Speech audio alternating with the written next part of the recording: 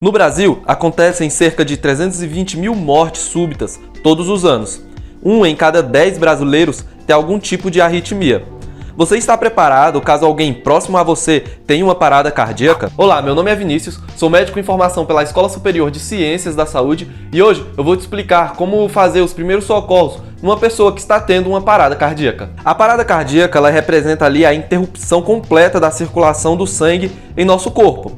O nosso coração ele funciona como uma bomba que faz o sangue fluir por todo o nosso organismo. E caso o coração pare, todo o corpo ele começa a entrar em falência, porque os tecidos eles são privados de oxigênio e existem alguns órgãos que são bem mais sensíveis com essa falta de oxigênio, como por exemplo o cérebro. E em questão de minutos, caso você não consiga mudar esse quadro de falta de oxigênio para o cérebro, ele vai sofrer danos irreversíveis. E é justamente por isso que é extremamente importante você conseguir reconhecer uma parada cardíaca quando ela está acontecendo e saber quais são os procedimentos que você deve ter com aquele paciente. E isso independente da sua profissão. Pode ser um médico, pode ser um enfermeiro, pode ser um contador, pode ser um advogado, enfim. Na minha opinião, todo mundo deveria saber o básico de primeiros socorros. Antes de tudo, é bom a gente lembrar que uma parada cardíaca ela consegue evoluir facilmente para uma parada cardiorrespiratória. Até porque quando a gente tem uma parada cardíaca, o nosso coração ele para de bombear sangue e esse sangue que normalmente sai do coração, vai para o pulmão e depois volta para o coração para ser bombeado para todo o nosso corpo, ele fica ali estagnado. Então, como o pulmão ele não consegue fazer ali as trocas gasosas porque o sangue ele está parado, a gente tem uma evolução de quadro de uma parada cardiorrespiratória. Mas vamos parar de falar de termos técnicos e falar do que realmente importa. Como você vai reconhecer uma parada cardíaca? Em primeiro lugar, quando uma pessoa ela tem uma parada cardíaca, o coração dela para. Então ela não consegue fazer o sangue dela circular. Então o que acontece de primeiro? Ela perde os movimentos, ela perde qualquer tipo de reflexo que ela tenha, ela não reage a qualquer estímulo que você faça a ela, e é justamente por isso que a primeira coisa que você deve fazer quando encontra uma pessoa que possivelmente sofreu uma parada cardíaca é chegar nela e perguntar: você tá bem? Existem algumas pessoas que gostam de pegar e dar um peteleco na testa para ver se a pessoa reage àquilo dali. Tenta fazer isso aí na sua casa para você ver como que realmente incomoda. Você pega e dá um peteleco aqui, ó, incomoda bastante. Então, caso a pessoa ela esteja aí com um nível de consciência ainda um pouco baixo, ela vai conseguir reagir. Caso ela esteja sendo vítima de um ataque cardíaco, certamente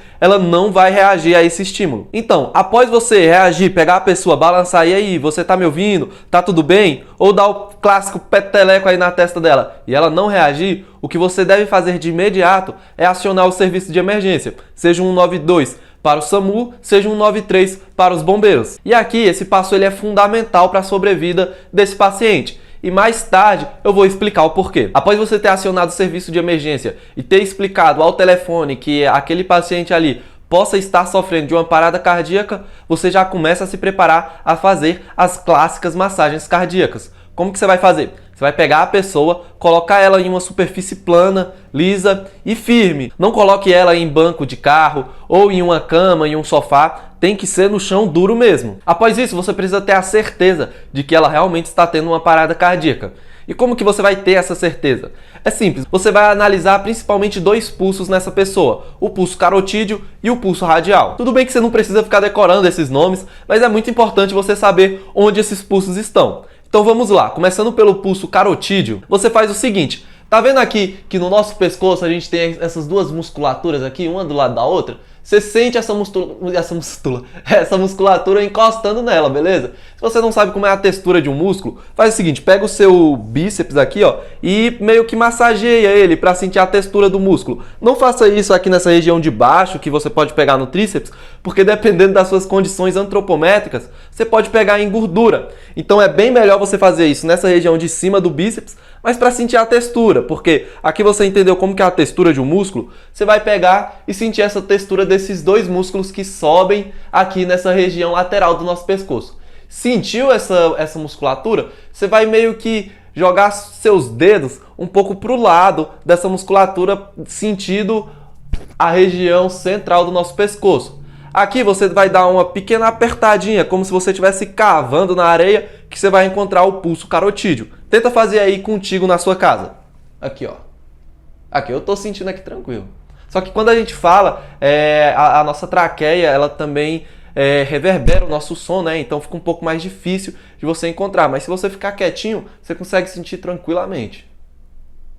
Eu senti aqui legal. Após isso, se você sentiu e não percebeu... é porque vocês não estão vendo, mas a minha cameraman tá ali tentando pegar o pulso carotídeo dela. Mas é isso. Se você não sentiu esse pulso na pessoa que você tá palpando, você vai partir para o pulso radial. Esse daqui ele é bem mais simples, beleza? Você vai olhar aqui, ó, para a sua palma da mão, tanto a esquerda quanto a direita, tanto faz. E você vai ver aqui o seu dedão, tá vendo o dedão? Você vai descer aqui para a região do punho e colocar o dedo exatamente aqui. Pronto, eu já estou sentindo aqui o meu.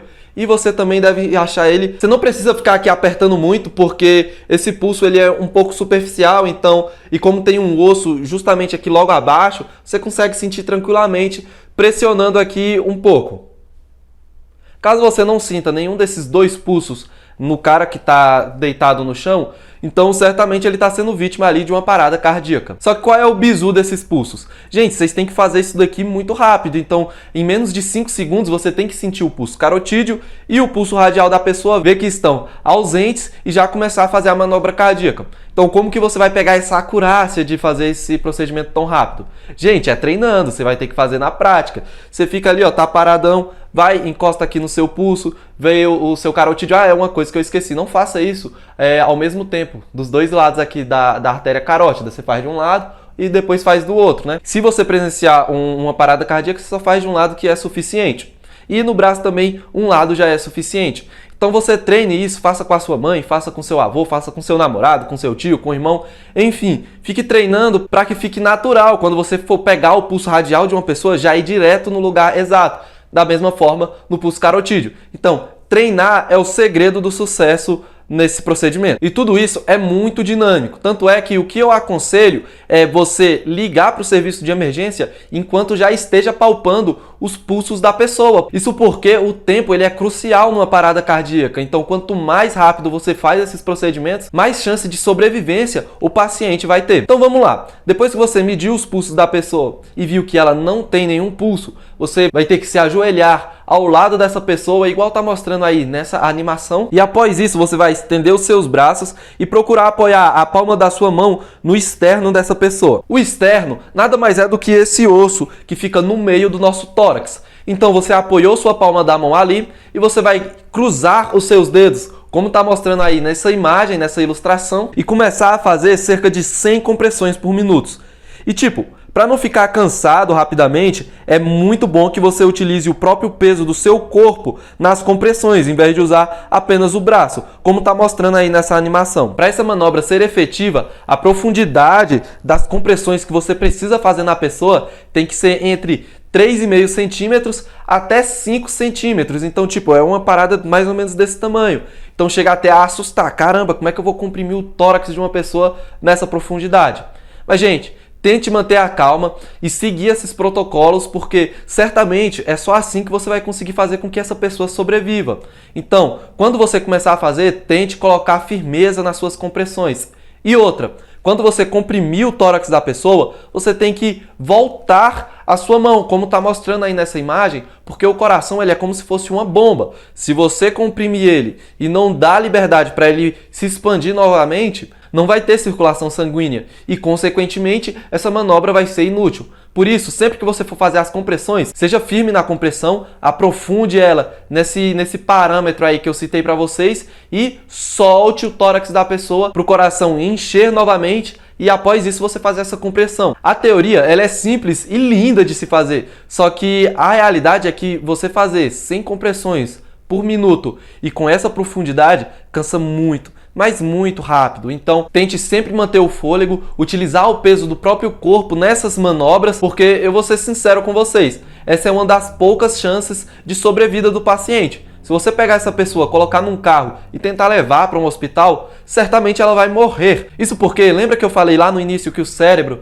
ele é muito sensível, ele aguenta pouco tempo com a baixa de oxigênio? Se você colocar essa pessoa dentro de um carro e demorar aí 6, 7, 8 minutos para levar ela para o ponto de atendimento, demorar mais 2 minutos para os médicos entenderem ali, a equipe médica entender o que está acontecendo com aquele camarada, provavelmente os danos que o cérebro dessa pessoa sofreu já serão irreversíveis. E aí todo esse esforço que você fez para tentar salvar essa pessoa não vai ter adiantado nada. Tudo bem que eu entendo que na hora do desespero ninguém é culpado de nada, mas é muito bom a gente sempre estar preparado para as piores situações. Até porque somente assim que a gente consegue fazer com que esses acidentes, essas coisas que não tem hora para acontecer, consigam mudar a história de vida de uma pessoa. Existem algumas referências que falam que após você fazer 30 massagens cardíacas na pessoa, 30 compressões, faça 2 respirações aliadas, respirações boca a boca na pessoa, depois mais 30 compressões, 2 respirações boca a boca e vai indo dessa forma. Existem outras referências que dizem que essa respiração boca a boca não é necessária, apenas a massagem cardíaca é suficiente para recuperar o nível de consciência da pessoa. Bem, por via das dúvidas, o que eu faço? Caso eu encontre um desconhecido que esteja sendo vítima de uma parada cardíaca, eu faço ali apenas as massagens cardíacas. Caso seja alguém que eu conheça, eu vou ali fazer o intercalamento entre a respiração boca a boca e as compressões. Tá, mas o que é importante disso tudo? O importante, primeiro, é você nunca se esquecer de acionar o serviço de emergência, porque essa manobra de ressuscitação nada mais é do que uma medida paliativa até o serviço de emergências chegar e conseguir fazer um atendimento mais completo naquele paciente. Uma outra coisa muito importante é que as manobras de compressões, elas devem ser firmes. Elas não devem ser feitas de uma maneira que a superfície em que a pessoa esteja apoiada seja, sei lá, num colchão, num sofá e etc. Ela precisa estar numa superfície lisa e rígida para que as compressões façam com que o tórax da pessoa comprima o coração e jogue o sangue para toda a circulação sistêmica do indivíduo. E por fim, jamais tente transportar o paciente de carro, moto, bicicleta, sei lá, de qualquer outra maneira. Eu entendo que a pessoa ela pode fazer isso no desespero, sem nem saber que isso pode piorar o quadro clínico da pessoa. E é justamente por isso que é importante a gente tentar compartilhar o conhecimento o máximo possível. E é por isso que o pilar de sobrevida de um paciente que está com parada cardíaca é esse: acionar o serviço de emergência e focar nas compressões. É possível que você esteja se perguntando, pô, como que acontece em uma criança que está tendo uma parada cardíaca? Gente, eu vou ser sincero com vocês. Eu tenho um colega que ele é médico e eu perguntei justamente isso pra ele, porque todos os livros falam mais em adultos e idosos e tal. E ele me disse que com os 6, 7 anos de experiência que ele tem, ele nunca viu uma criança com parada cardíaca. É muito comum criança ter parada respiratória e evoluir para uma cardiorrespiratória, mas uma parada cardíaca isolada é muito, mas muito raro. Então, caso você encontre uma pessoa que caia, uma criança, né, que caia assim do nada e não tenha nenhum tipo de reflexo, pare seus movimentos, não reaja a qualquer estímulo, provavelmente pode ser alguma outra coisa. É óbvio que pode ser uma parada cardíaca também, só que é muito raro. Por isso que o ideal, em vez da gente tentar fazer essas manobras, é acionar o serviço de emergência o mais rápido possível, porque pode ser alguma outra coisa e essas manobras podem até prejudicar a vida daquela criança. Bem, gente, eu espero realmente que vocês tenham gostado desse vídeo e eu vou ficando por aqui mesmo. Um abraço e até a próxima. Tchau!